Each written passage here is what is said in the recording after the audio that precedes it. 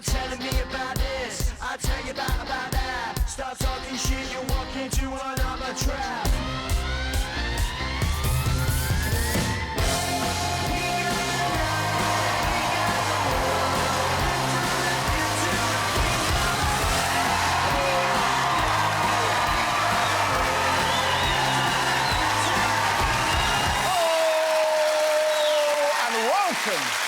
To the new series. It has been an enormous week of news.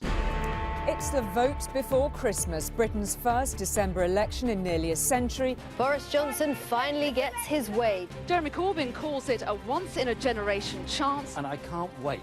Local authorities face an almost unprecedented challenge to organise a ballot in the run-up to Christmas. You've got a couple of minutes, though, to put an X on a ballot paper at the voting station, haven't you? No.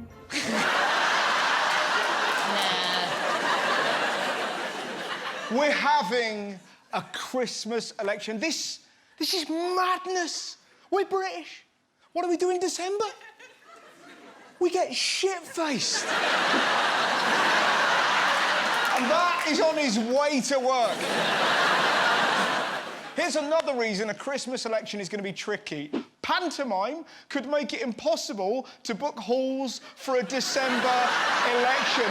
Only in this country. We may not be able to vote because of panto. I thought the biggest threat to our country was hacking, not widow twanking. Christ, imagine the queues at the polling station. And who do you vote for? Who?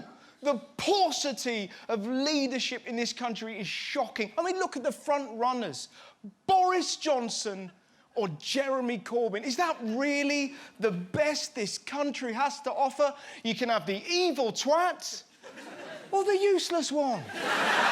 Someone who'll smash the country or someone who'll drop it. You can have a sweaty Malfoy or a dying Dobby. How is this our choice? I mean, look at Jeremy Corbyn. He's been weak on Brexit, weak on anti-Semitism. He's up against one of the worst governments in our history, and he's still behind. Did you see his election launch? Here's a tip. If you're trying to rally the nation, don't end your speech by nervously looking to the side. And this is the end of the debate, and we're going out there to win, OK? We're going out there to win.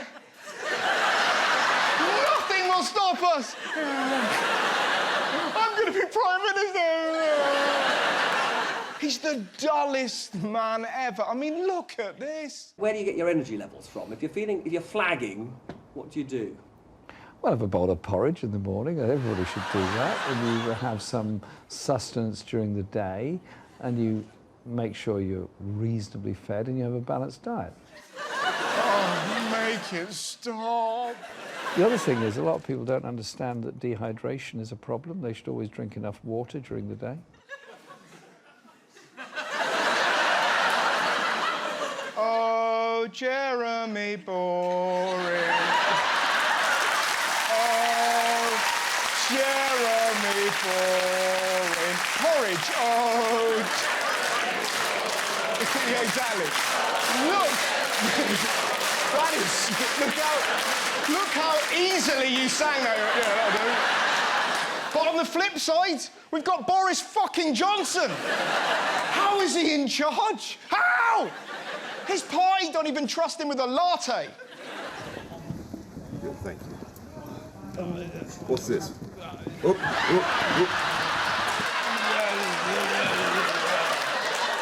I mean, the cack that falls out of his mouth. He can't tell the difference between Brexit and a ready meal. Come on, let's get this thing done. We've got an oven-ready deal. Put it in the microwave as soon as we get back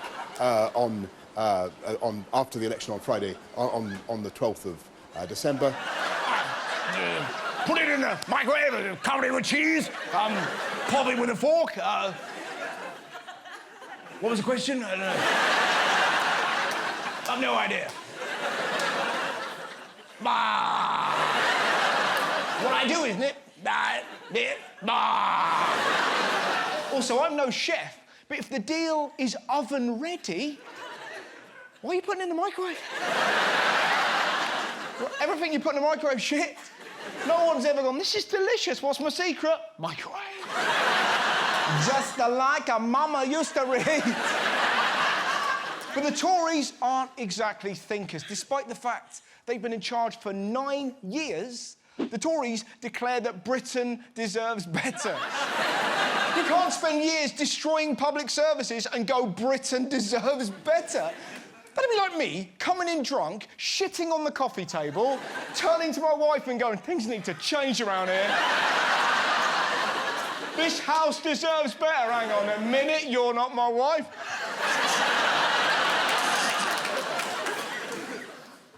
Britain deserves better, yeah, than Boris Johnson. I'm so fed up with him. Act bumbly and everyone will forget my lies. Bumble, bumble, bumble, lie. Bumble, bumble, bumble, bullshit. That's what happens. He ruffles his hair and everyone forgets his deception. Last week, he had the temerity to say the 72 people who died in Grenfell Tower were overlooked and ignored for years before the blaze. How fucking dare you?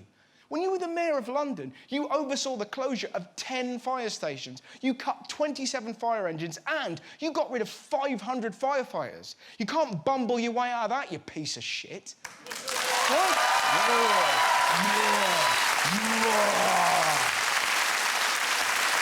And if you think that's bad, Jacob Rees-Mogg had to apologise for saying this about the Grenfell victims. I think if either of us were in a fire, whatever the fire brigade said, we would leave the burning building. It just seems the common sense thing to do. Wow. Can you feel that silence? It's unbelievable, isn't it? Can you feel that? You just have to scream, why don't you fuck off? Why didn't they use their common sense? Because they were terrified. Here's a bit of common sense. Instead of attacking the people who died, why don't you deal with the fact that hundreds of buildings in this country are still covered in the same cladding as Grenfell? That's a bit of common sense. Fix that, you fucking cunt.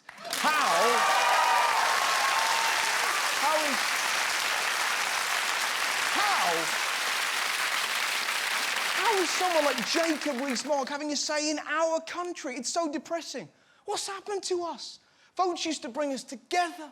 Do you remember when we renamed the UK Polar Research Ship? What did we come up with? Boaty McBoatface. And we all laughed. I miss those times when the British press was littered with gentle stories like this. Blackburn man does 5 lines of coke, has a 40-minute wank in a beer garden, is arrested. The good old days. Who could forget the 16th of March 2015 when someone did a shit so bad and a British Airways plane had to turn around and come back again? I miss the way we were. And in case you didn't think the election was bleak enough, Donald Trump waded in. Donald Trump got involved in UK politics today. He spoke at length earlier on with the Brexit Party leader Nigel Farage on Mr Farage's LBC radio show. I'd like to see you and Boris get together. Nobody wants Boris and Farage. They go together like tequila and driving. That would be the worst collaboration ever. Well, not ever. The point I'm making, people... The point I'm making... Oh, is that not a bad collaboration? The point I'm making, people in this country don't want Trump's input. We made our feelings perfectly clear last time. And this wasn't, yeah, ordinarily that would be a round of applause, but, you know, people got spooked by the El Pedo bit. But you're probably thinking I'll take that out. Oh, fuck no. It's fucking great. That is a bad collaboration, unless you're all going, hey, those are good pedos. Some of our finest. And this wasn't a quick chat. They spoke for half an hour, and some of it was batshit. I have a magic wand. I could deal with it very easily. All I have to do is a certain step, and they'll be coming. And I always thought you had a little bit of a magic wand, too, but they never used it. You know what I'm talking about. I do. We don't. I got a magic wand. You got a magic wand. Let's go Harry Potter world. It's good for kids and adults. They have 3D Quidditch. As spat as I said Quidditch there. Now, some people were saying it was the greatest moment of Farage's radio career. Nah. I prefer this. I'm immensely grateful to you for everything you've done in British politics over the last few years. I used to be an ardent Remainer. I voted Remain. I believed in the European project. I believed that staying in the European Union was the best thing for us. And then something happened, and something monumental happened. It completely changed my opinion on the whole situation. What was that monumental thing, Mark? I was kicked in the head by a horse. Right, very good. OK, fine.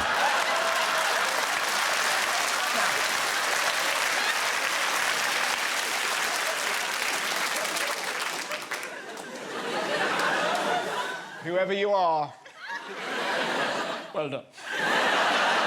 Now, back to Trump. When he wasn't calling up LBC, he was telling anyone who would listen about how he defeated ISIS. We have breaking news that ISIS leader Abu Bakr al-Baghdadi is believed to have been killed in a U.S. raid in northwest Syria. He's dead. He's dead as a doornail.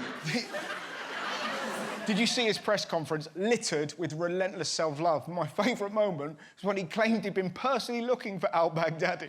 I've been looking for him for 3 years. Have you? Because this looks like a man who's reading his name for the first time.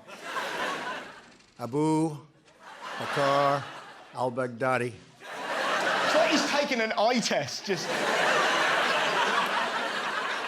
Abu Bakr Baghdadi.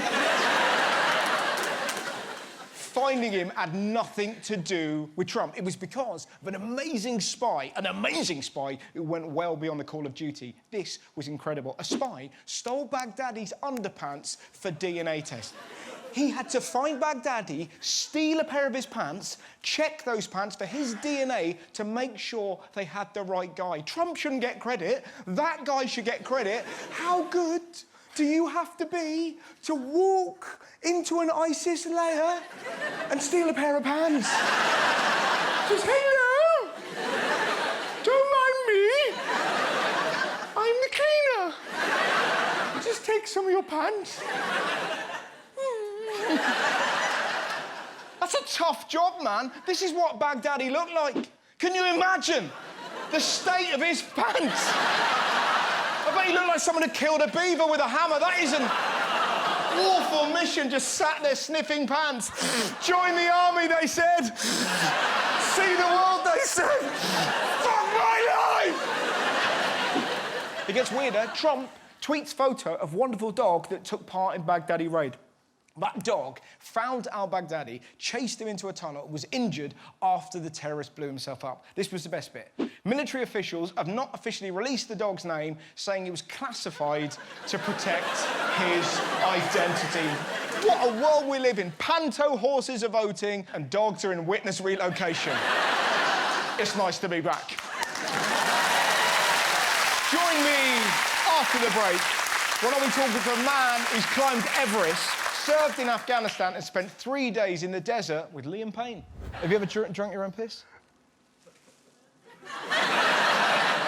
Have you? Yes. But not in a survival situation.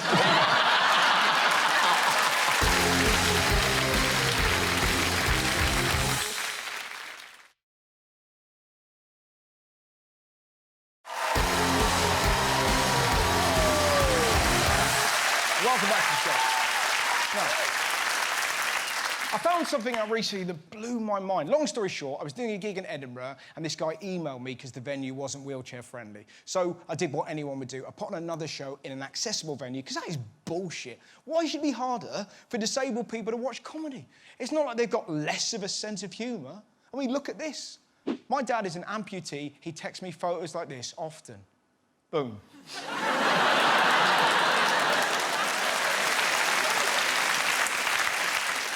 Some mock McDonald's.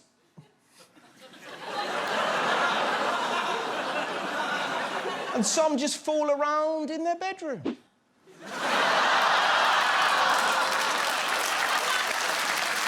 Funny. But comedy clubs are just the tip of the iceberg because it turns out getting around this country if you're disabled is an absolute nightmare. Did you know disabled people can't use over 40% of UK railway stations? It's ridiculous. Virgin Trains have got a talking toilet. We can't put a ramp in a station. And no one's glad that we've got a talking toilet. So like, hello, what's the... And it's not just at stations. A report found out that disabled people are often humiliated and misinformed on British transport. How is this happening? One woman interviewed said a train company asked her to pay an additional 60 quid luggage fee to bring her wheelchair on board for a train because her chair isn't one that folds up.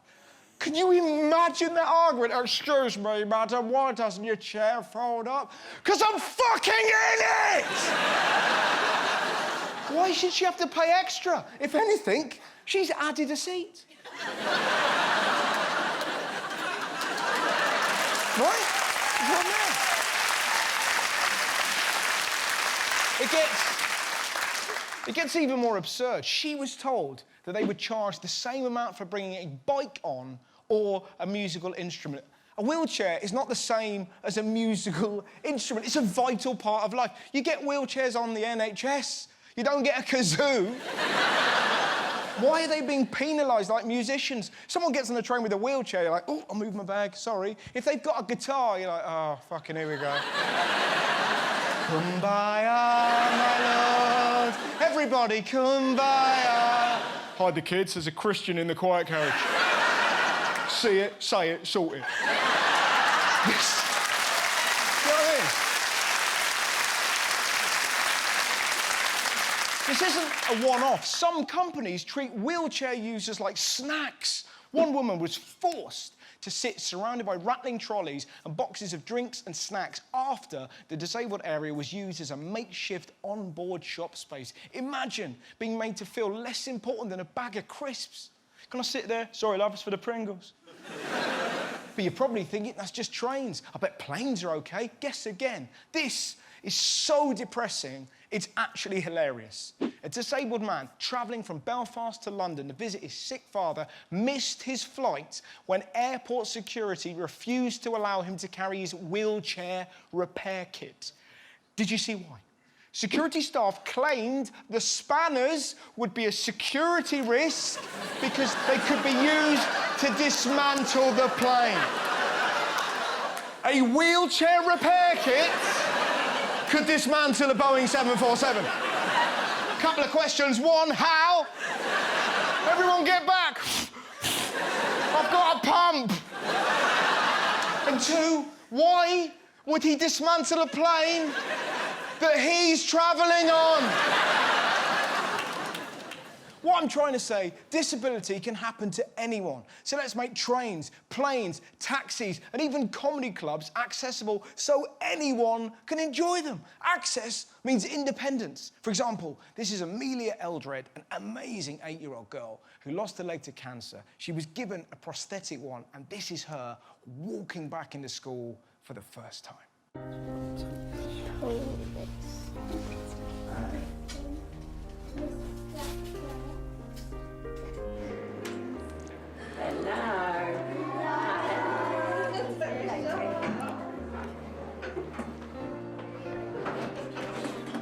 I think she's amazing, aren't you? Yeah, okay.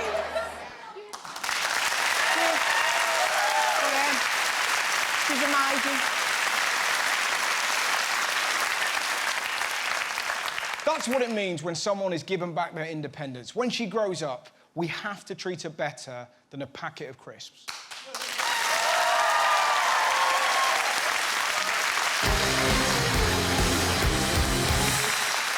Now, it's time for Playground Politics. This week, me and the kids spoke about the end of the world.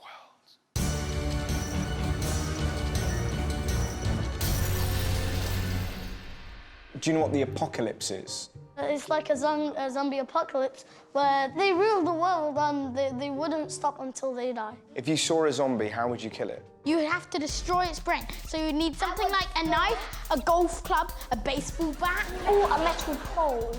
I'll like hit it, cut its the top of its head open, Yep. and when I saw its brain, bang, bang, bang. Yeah. But then it'll come back alive because it's already dead. There's no such thing as a zombie. What if there's such thing as a zombie of a zombie? Oh, I know what he's talking about. Do you? Yeah. If it was the end of the world tomorrow, what would you spend your last day doing? Study. Study? You could do anything you want that you're going to study. Would you do anything naughty? Yeah. Yeah, I would. What would you do? You could, like, rob a bank. Yeah, you could. The funny thing is, you wouldn't need money to buy stuff. Just for the fun of it. Just for the heck of it, yeah. I would kind of do something bad, but at the same time, I'm scared that it might not actually be the end of tomorrow. Then tomorrow I'll get in big trouble. This is it. I don't want to be mean. Go to NASA, go in a rocket ship and fly all the way to Jupiter. Oh, very clever. I was going to do something very bad. Yeah, I was going to do... what were you going to do? Slap the Queen's face. Wow, Jesus. You're travelling to Jupiter, you're backhanded, Liz. Do you know who Bear Grylls is? Does he cook burgers and hot dogs? So Bear Grylls says, in the event of an apocalypse, that we may have to survive by drinking our own wee. Sorry, that is just disgusting. Yeah. Who would even do that? I mean, this horse wouldn't do it. He wouldn't do it. It actually tastes all right. Which celebrity could you rely on to save the universe with you? Can I ask a question? Do you know a celebrity who has powers? Yes. Who was it? Uri Geller. Okay, I'll use Uri Geller. Oh, really? Yeah. Yeah, he can bend spoons. My mind, that wouldn't help.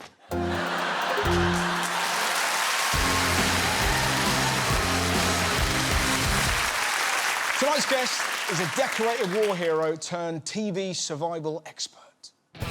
As a member of the Special Forces, Ant Middleton survived countless military operations, including 3 tours of Afghanistan.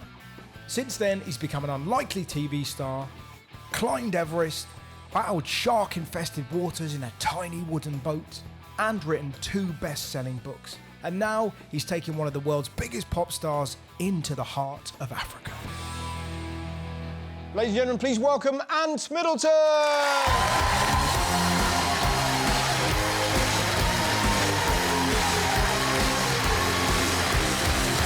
Thank you very much for coming on the show. You're welcome. What a decade it's been for you. Yes, it's madness. It's Well, 1 10 minute. years ago, you were fighting in Afghanistan, and now you're interviewing somebody that used to be in One Direction. Yeah, he's lucky, right? Take us through that year. Yeah, it's bizarre. Like 10 years ago, I was living in the shadows, and now I'm sort of living in the limelight. Right. But just passing on my experience, really, and my sort of mindset, especially to the younger generation. And Liam Payne, he's only 26. He's lived like several lifetimes already. So let's talk about the TV show. It's primarily a chat show. Right. So it's an interview, but whilst on the move. Yeah. It's like, it's 3 days long. Yeah. So it's there's a nowhere. 3-day-long chat show. Yes, it is. Wow. Yes. So there's nowhere to hide. Yeah. It's not like I've got someone for an hour and they can, put their front up and tell me what I want to hear. Yes. It's like, I'll get them during an adrenaline-fueled exercise or task and then ask them questions. What did you learn from Liam? It was really interesting because he was very, very open. Yeah. Liam, for a young lad, I thought he was going to be quite closed, again, because of his relationships. And I thought he was just going to give me some media answers. There's not much that he didn't, once I pushed a few buttons. What are the buttons? Just about his relationships. Obviously, older women as well. Not mentioning any names. And also... So were you doing that if you saw, tribeswomen who were, elders? Were you like, you into that? Well, I'd look around, he'd be gone. I'd be like, where is he? I'd just see... a heart shaking like that. Yeah, exactly. Just like it's a heart shaking. You don't know you're cute.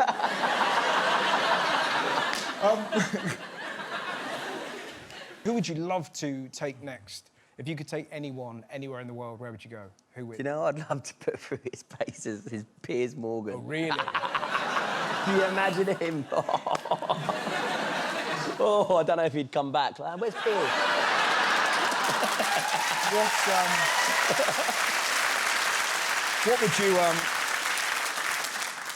What would you do?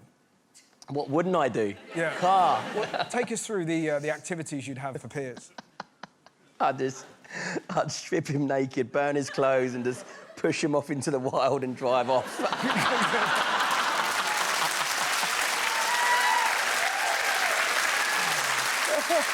Do you ever feel like it feels like there's a real resurgence of guys taking celebrities into the woods? That feels like that's what's happening. What happens in the woods stays in the woods. But do you ever feel like you're in a battle, you and Bear Grylls? Me and Bear? No, I'm the real deal, obviously. No. No.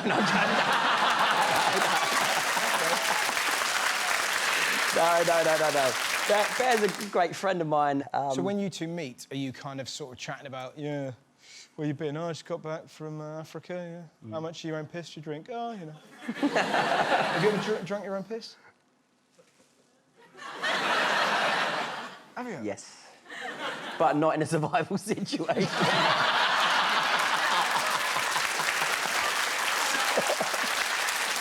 Well, tell me more. Tell me. It's a Royal Marine thing. Well, you can't end it there. It's a Royal Marine thing. Go on. There's a thing where you're in the bar and it's the whole military sort of lad culture where you piss in the boot and you pass it Piss around. in the boot? Yeah, and you have to... Oh.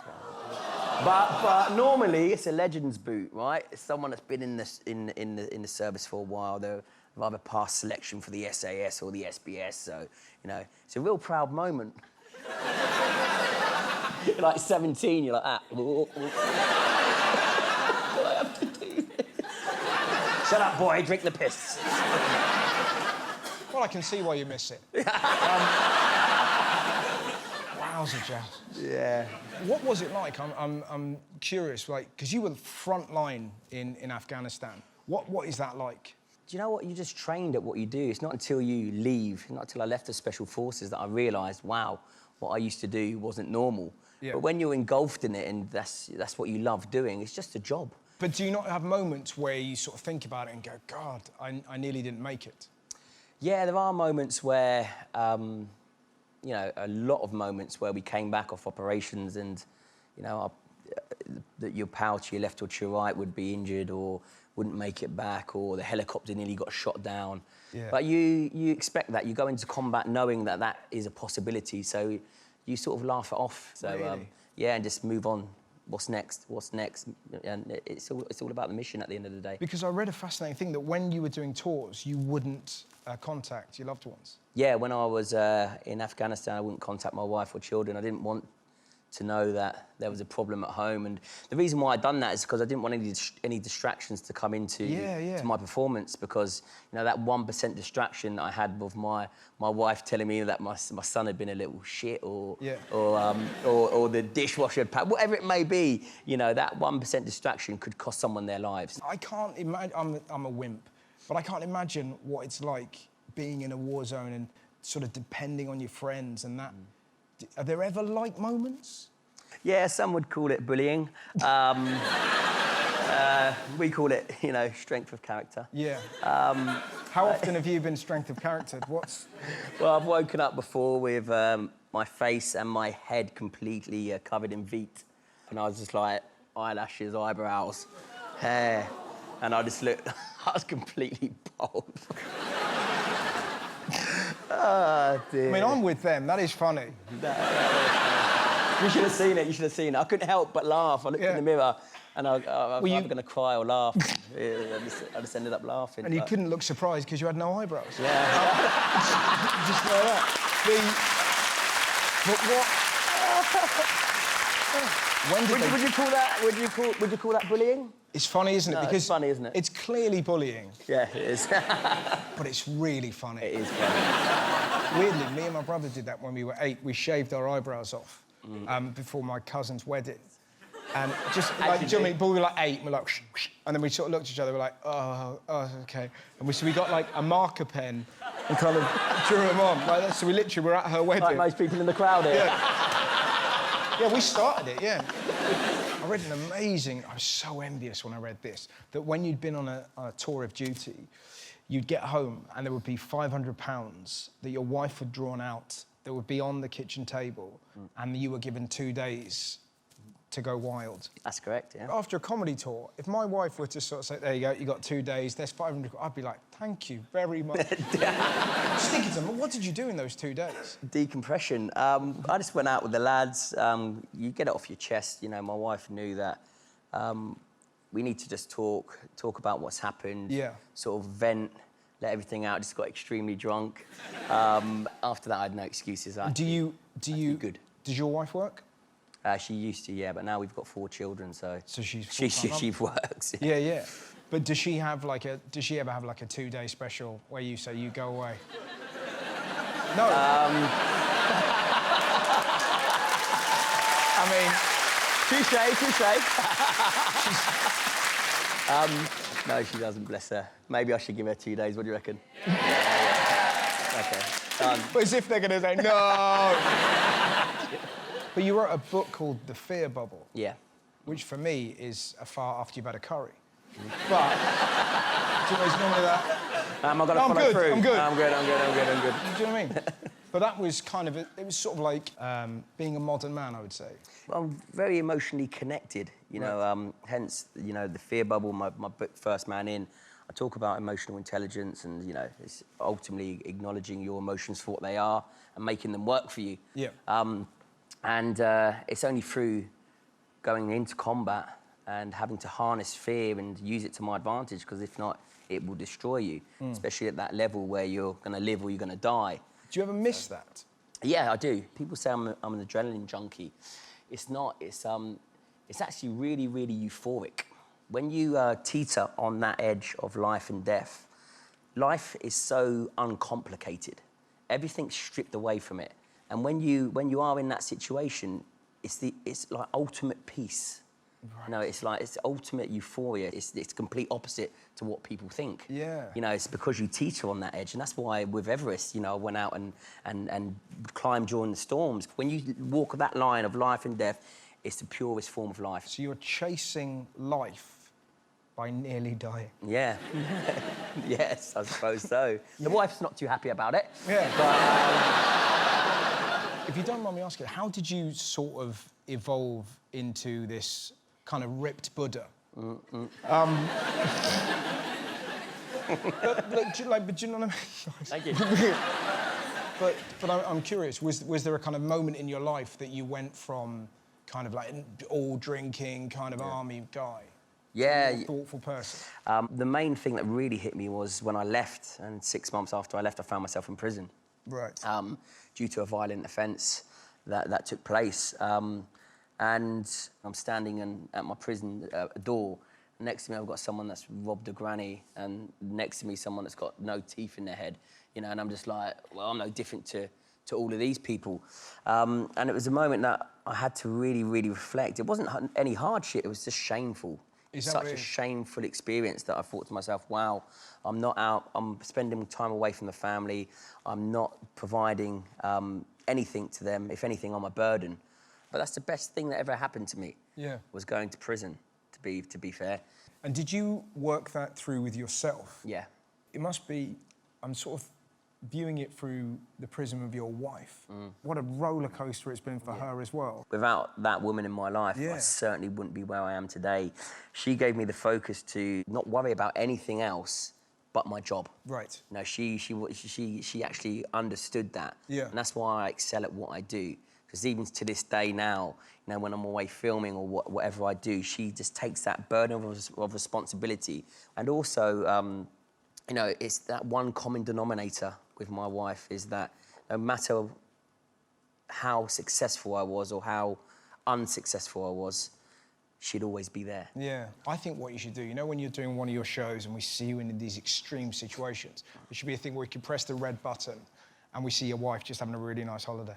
You're just kind of like surfing on a train. She's just led there going...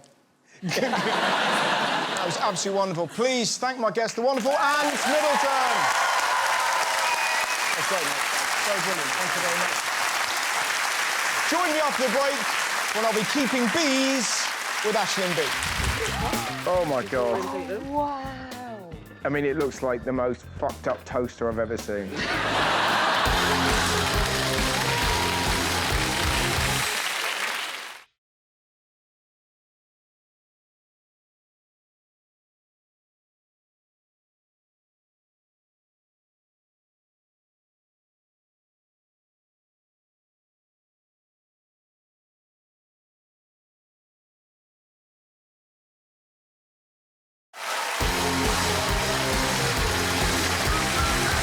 Welcome back.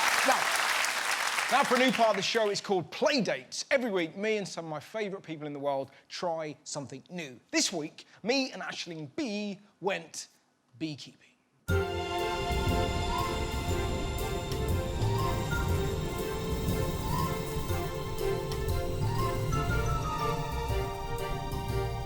So, have you ever been to a beehive? I've not. No, Aisling is a massive fan of bees. Oh, perfect. So that's why we're here. Just be very slow and methodical with all your movements. So the faster you move, the more likely you are to get stung. Can we get some ketamine? So right there. Really. Have you eaten any bananas today? No. Unfortunately not, Curtis. Oh, great stuff, because there's a pheromone in the banana that the bees don't like. Here's a question, and I don't want to give away too much information, but one of the comedians you're meeting today is having their period. Is that going to affect the bees? We can't tell you because we don't want to give anything away. Personally, I've never experienced one, so I'm not sure. If she were using the banana as the tampon... Oh, then you'll be in trouble. Right. Yeah, then you'll be in a lot of trouble. Yeah, okay. Yeah. Well, luckily... We've got to... Yeah.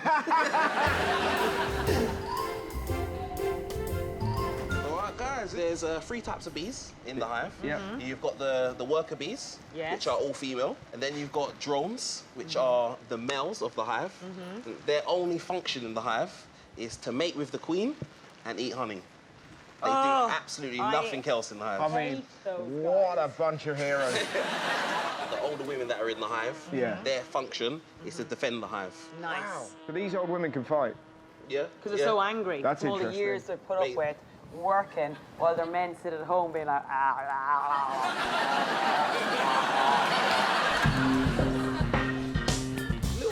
Oh my God. Wow. I mean, it looks like the most fucked up toaster I've ever seen. There's a little baby bee hatching there. Just Can you see it just coming out? Leg coming out. Hello. Yeah, look, there he comes, there he comes. Can you see that? That's mad, Little isn't it? bee. What are you going to name it? Rustling. Rustling, Oh, I like that. Look, we got a wasp attacking a bee there. Get off. That was the bee that we just saw born. That's my child there. Oh, baby. It's dead.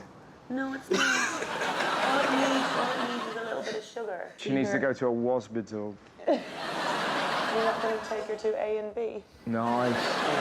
So what we're going to do now, we're going to try and find the queen. Oh, I think we might have hit the jackpot. This last year? Yeah. Oh, my God. She's got a big green back. She's got like a brooch. What is it about old queens? They love a brooch. The colour represents the year that she was born. Right. Oh, so did you put that little marker on? Let's try and mark her again. So I'm gonna hold her. All right. Okay. Tiny dot. That's it. Oh my God, Oh, I'm you're a putting her in a natural. My And there gosh. she goes. What just happened there? That's like a man going into Buckingham Palace, holding the Queen by the throat, and an Irish lady painting her head green. Like, there's no world in which that would have been fine. All right, guys, let's see if we can find some honey now. Remember, no sudden movements, yeah? Oh, that looks like a good one. Mm-hmm. Oh, it's already That's bulging with honey. So now, if you shake it... Oh, I don't know about that. Shake it. Come on, Russell. Come on, Russell, you got more in you than that. Yeah, but I don't want to piss them off. That's it, yeah, that's it, yeah, there you go. But shake it into the box, though, shake it into the box. Get off, lads. We're just trying to eat your house. Just because you've got a lovely sing-song voice. Get off, we're trying to eat your house. Yeah, but imagine how you'd feel, right, if I just took your house and then started... Yeah. Oh, there we go, there, like that. I don't know, I don't like it at all. Look at this.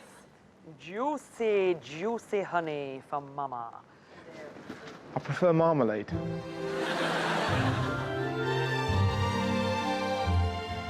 Oh my God. I hate to be all hashtag Winnie the Pooh, but yes, please. Yeah, I think I got a lot of wax in my mouth. I'm absolutely wax, mate. Do I regret it? No. No. Would I do it again? Yes, please. As we know, one of us may or may not be on their period, and one of us started twerking. Bam, bam, bam, bam. So, Jesus Christ, you're turning yourself into a shaking target. This is a flame. Yeah, focus in on it. This is a flame to a moth. Moth being damen. So, oh, I've stuck myself to my t-shirt. I'm going to just have to wear this forever. How do you have no honey on you? It's called discipline, Ashley. So now we're going to extract some of the honey that you've taken please. from the hive. You want to get just under the wax. Oh, you dirty bastard. Oh my God, that is incredibly erotic. Wow. All right, I'm going to hand this over to you guys now. So into this. Flip it, just. Oh. Oh. Oh. Yes. I love that. Nearly close. I'm so close. Oh. Oh, look at that. Don't you just want to dive straight in? Yes. Oh my God. All right, let's go. Hey, can you hear that? Can you hear that? That's the honey being spun off. Hitting the sides. We've left one bee in there. Fuck you now! Save me, Wrestling, no! Who would like to do the honours? No surprise. We're gonna The lady's doing all the work. Exactly. So, whoa! Oh my God, that's just brilliant. Hey, Curtis, when there's no one around and you just had a long day, do you ever just like sit under here like this and just kind of put yourself right under it and just go like kind of like, do you ever do that? Do you ever do that, Curtis? I can't say I've ever done it. You should, because it's great. It looks great, Yeah. You're gonna have such a sugar rush after this. Yeah, I've been there, mate. I'm You're gonna feeling have a natural high. It feels I know why Winnie the Pooh was such a madman. What fun. Curtis, that was amazing. Thank you very much indeed. Thank you very much, Curtis. I've had a lovely time. Myself and my good friend Russell here will It's all over your face. Come on, let's I'm glad you enjoyed yourself. Dude, let's get her on. You have had too much honey. Touch me. Get off. It's time for good deeds. This week I went to Liverpool, where both sides of the city have come together to do something truly wonderful. Hunger doesn't wear club colours. I'm Ian, I'm a Liverpool fan. I'm Dave, I'm an Everton fan. And together we created fan support and food banks. Myself and Dave were in the community centre in Anfield, and we seen the queue outside, and we thought they were actually queuing up for the bingo. It was the queue for the food bank, which was just about to run out of food. As I say, we were shocked. That was the light bulb moment for me. I said, well, I'll tell you what, Everton are playing tomorrow. Let's go and get a wheelie bin, stand outside the ground, and let's see if we can get people to donate food. We got more chip papers than we got donations, but from that, we actually seen that, oh, there's a potential here. We now collect upwards of a ton of food per game at Anfield or Goodison. Obviously, Liverpool and Everton fans, have got a fantastic rivalry. But what we've always done in times of adversity is come together.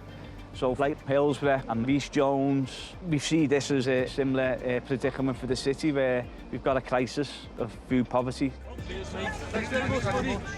I'm a Liverpool fan, and I'll happily come here to Goodison on a match day to help out because it's an important issue. I donate every home game because people need it.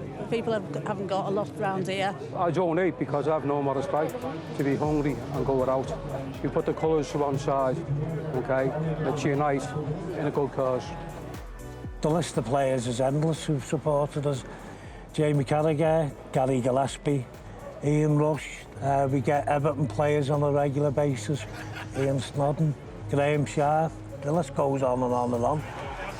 You know, we really shouldn't be having to rely on food banks, but that's the situation we're in at this moment in time. So I think it's something that we're glad to support in any way we possibly can. in Merseyside, football is massive. You know, and the two clubs have got to work together very closely in initiatives like this. Water Food Banks is now getting taken up by supporter organisations right across the country. Ian and Dave have been very inspirational to me in looking at setting this up in London. Fingers crossed, we'll have a site set up well before Christmas and we'll be up and running. If there's one kid who goes to bed tonight not hungry, who went to bed last night hungry, I think we've achieved something. Any club anywhere that isn't involved in food bank collection, get in touch with us and you'll be surprised about how rewarding it actually is. Lovely stuff. That's the end of the show. Thanks so much for watching. Good night, my friends. Good night.